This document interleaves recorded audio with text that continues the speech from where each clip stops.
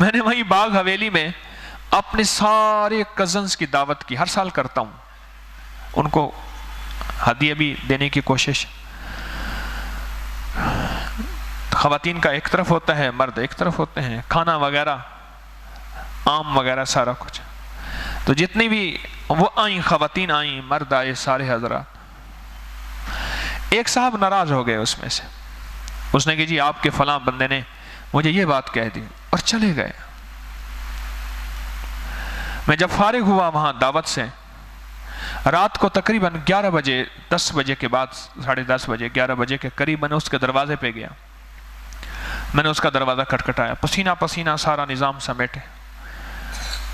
تو آواز آئی کون؟ میں نے کہا طارق. کہ میں دروازہ تیرے لیے نہیں کھولتا. اور اندر سے بہت سخت لفظ میرے لیے، یعنی میں زبان پہ نہیں بیان کر سکتا، اتنی گالیاں.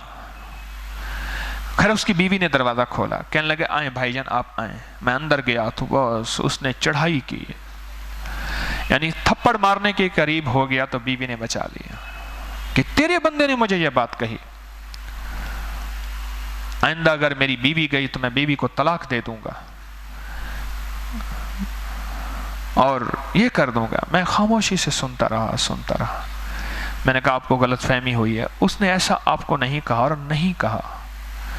کہنے تو اس کی طرفداری کر رہا ہے. اچھا میں نے کہا میں اس کی طرف سے معافی مانگنے آیا ہوں، تیرے دروازے پہ چل کے آیا ہوں.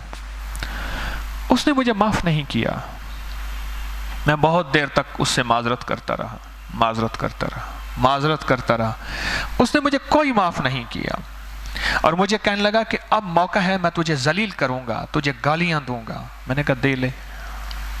اور اس نے مجھے ذلیل کیا، گالیاں دیں، برا بلا کہا. پر میں نے کہا نہیں، زندگی بڑی تھوڑی ہے، زندگی بڑی تھوڑی. پر ایک بات بتا دوں آپ کو، میں آپ کو بڑھیا بات بتا رہا ہوں، بڑی قیمتی بات بتا رہا ہوں. ایک بات بتا دوں، اور یہ پکی بات ہے، اگر اللہ سے بے بہا رزق مانگنا ہے اور عزت کے پہاڑ مانگنے ہیں، سب سے پہلے اپنے رشتہ داروں کے سامنے اپنے آپ کو مٹا دو، جھک جاؤ، مٹی کر دو، بے حیثیت ہو جاؤ. موتو قبل انت موتو، مرنے سے پہلے مر جاؤ. یہی ہے. مثلا مردے کو گالیاں دیتے رہو، اس کو غصہ آئے گا؟ مردے کو گالیاں دو، 2-4 تھپڑ بھی مار دو مردے کو، اور اس کو برا بلا بھی کہہ دو، تو غصہ آئے گا؟ اس کو نہیں آئے گا. اس کی ناک، اس کی انسلٹ، اس کی توہین، کچھ بھی نہیں.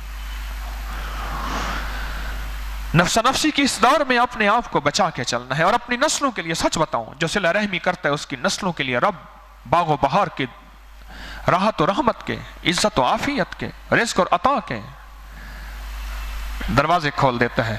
جو اس نفس نفسی میں اپنے آپ کو، اس نفس نفسی کی کیچڑ سے بچا کے سمیٹ کے چلتا ہے.